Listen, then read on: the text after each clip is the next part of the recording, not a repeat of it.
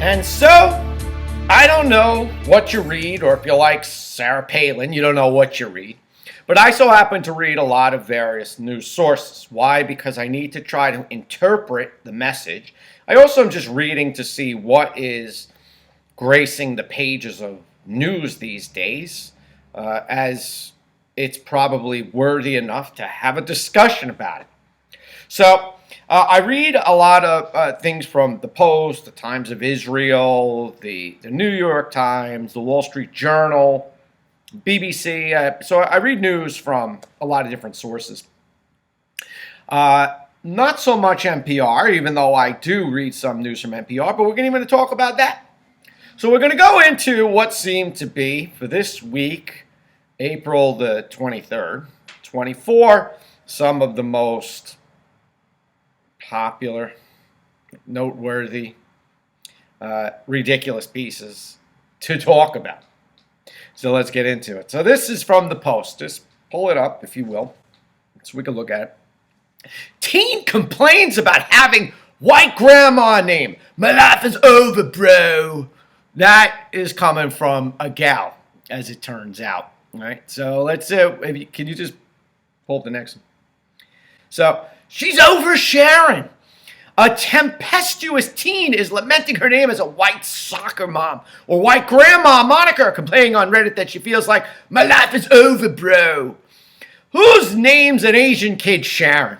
Yeah, the guy from the local sushi restaurant that owns it, who I love, plus his restaurant.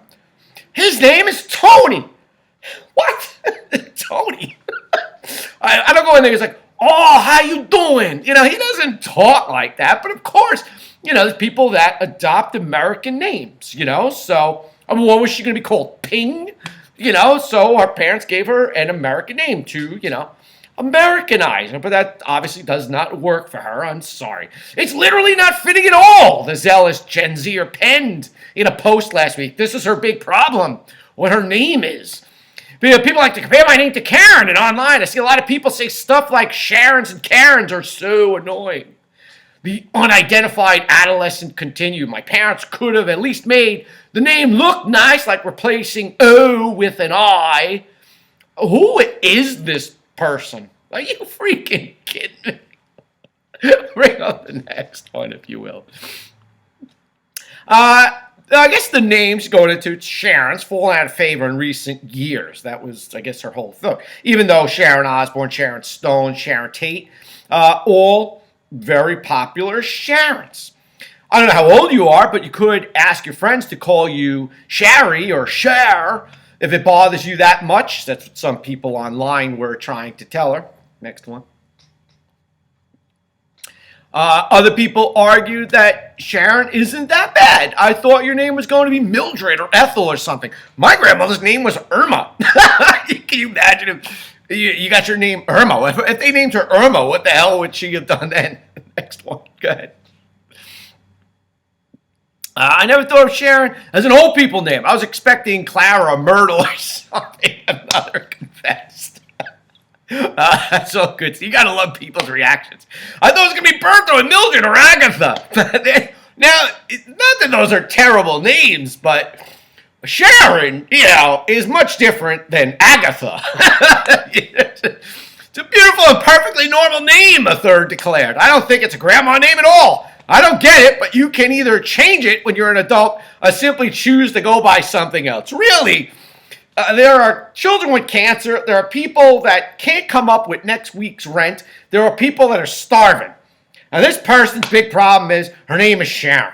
Holy mackerel. People are just, they got too much time on their hands. Oh, my goodness. All right. Let's get into something else, if you please. How do you follow Sharon? Let's see what we got. Al Jazeera. Okay, in Trump's New York hush money case, prosecutors push election angle. Experts say the prosecutors will attempt to make the case that Trump falsified business records to tip the 2016 race. Right, all right, so let's go on and let's see exactly what they're talking about here. The trial unfolding in New York centers on sensational allegations that Trump made hush money payments to an adult film star, Stormy Daniels, with whom he allegedly had an affair. He's been charged with 34 felony counts of falsifying business records. Despite the tabloid-worthy details, legal experts say something more fundamental is the heart of the trial, how American elections unfold and how candidates should be held to account. Hush money payments allegedly happened against the backdrop of the 2016 presidential race. And prosecutors are expected to focus on whether efforts to conceal information could influence Trump's victory in that election. Next slide. But make no mistake, Wu said the trial will have broad consequences. Its outcome may reflect on the 3 criminal indictments Trump faces, particularly those that concern his behavior during the 2020 election. Prosecutors are set to argue that hush money payments were part of a deliberate plan to help Trump's 2016 election, Wu explained. So we could see where this is going. Right? So basically what they're trying to say is that Trump, I was going to say hump, I think, a Freudian slip, I assure you.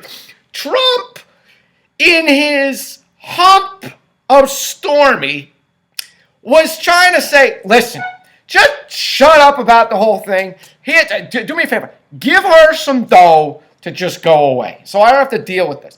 So what they're going to try to angle is that Trump interfered with the election because had the electorate known that this happened, they might have shifted their vote and gone for Clinton once upon a time. That's fine. Like I always say, be consistent.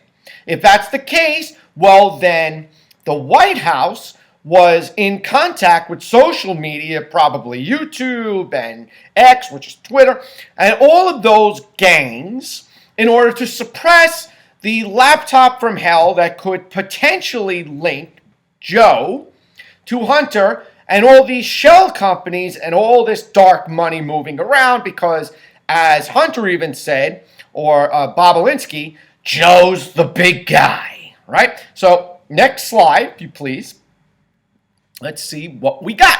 Trump has since been charged with 3 more criminal cases. Georgia, we know about. The New York indictment, where it relies on the state's law designating that falsifying business records is a misdemeanor crime. It's actually a Class E misdemeanor, but doing so with intent to defraud and intent to commit another crime is a felony. So they're going to try to take this Class E crime of falsifying a business record, and they're going to try to show that in reality it was done in another crime, which is a felony. So the indictment did not initially identify the other crime in question, and Trump has not been charged with a secondary crime. So again, they're trying to just build, here's the guy, let's go find the crime. Prosecutors, however, released a subsequent statement of fact saying Trump violated election laws. So you see what they're trying to do? They're trying to say, okay, well, this was election interference. Okay, because if people had known, they're going all the way back to 2016 with this whole thing. If people had known that Trump paid Stormy, he might have lost that election. Okay, well then, if people had known that Joe was collecting money from shell companies, because he's the big guy, part of Hunter's own elaborate network of LLCs and the like, taking Chinese-influenced money, peddling and laundering, people might have changed their vote and gone for Trump. Insofar as people actually said that, if they had known about the laptop from hell, they may have not gone for Biden. Could that have swung the election? I don't know. Who knows? But my whole point is be consistent. Be consistent. Anything else? Let's see. Okay. Much court filings have further spelled out the possible secondary crimes in question, including violating federal election law governing spending disclosure and a New York state law that criminalizes efforts to promote or prevent an election of any person to public office by unlawful means. Again, just be consistent. If you're gonna find this whole elaborate, scheduling of laws and such, and trying to bury information related to you, yourself, your campaign, in order to potentially effect, positively or negatively, an election, make sure you live by those rules all the time.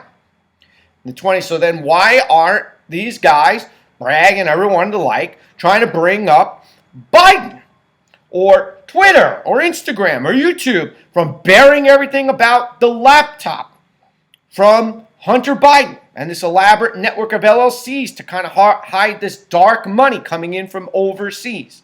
That potentially, again, guy's not accused, and nor was he indicted, charged, convicted, Joey, the big guy, of doing any of those things. But it's always the same case. Follow the money. And be consistent. All right? Good? Good. All right. Let's move on.